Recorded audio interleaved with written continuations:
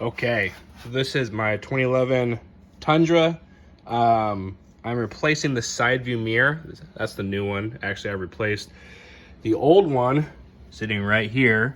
I actually bent it backwards, backing out of a Sonic drive-thru, snapped that, which in turn broke the mirror that's supposed to rotate in there. All the mechanics still worked. The heated portion of it still worked, but the mirror broke off. Went through the car wash the other day, the mirror completely separated. So to start with, I didn't know how to take this door panel apart. I thought it was just in the bottom. Watched a couple other YouTube videos, which I can post a link to in the description. They explain the couple parts you gotta take out here and here for screws. One right there, one right there. And then you gotta pop off this piece of trim. Both of them I have sitting down there. And then the other piece of trim here, and the piece of trim behind this handle. Once you do that, then I found the, plus, my truck didn't have this, but there's this fastener here. And apparently you have to take a Phillips head or something with a point, push it in, and then take a special pair of, wait for it, this guy, to then pluck it out. Like I said, I didn't have it there. I'll probably replace it at some point.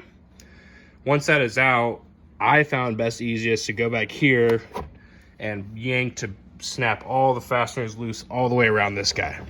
I had started at the bottom, and that was really hard. Either I just didn't want to break anything, but I probably wasn't pulling as hard as you need to, obviously.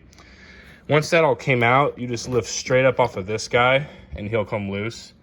Once you do that, 3 10mm bolts, one here, and there's 2 more down in there. 2 things I will note: I had a white snap-on, snap-in thing of some sort. I don't know what it's called, but I'm guessing that this trim piece that goes up here was supposed to snap in.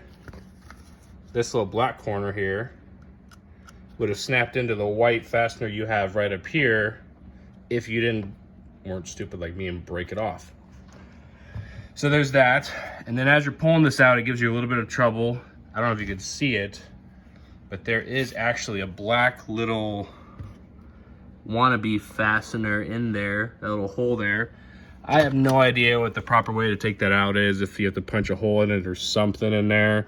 But there's that black guy, and you push him back into the new assembly, and he was sitting right there where my thumb is, right above the main electrical plug-in. So there's a couple things I learned.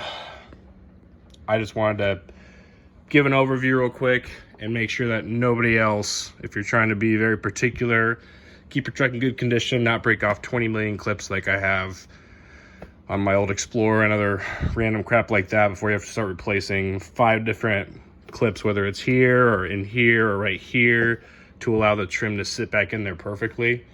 So that's what I've got today. Otherwise, everything else goes back in there. All the other videos do a really good job. So that's what I've got. Hopefully you find it informative. Check out the other guys' links. They taught me what I needed to know so I can get the new mirror on. Thanks.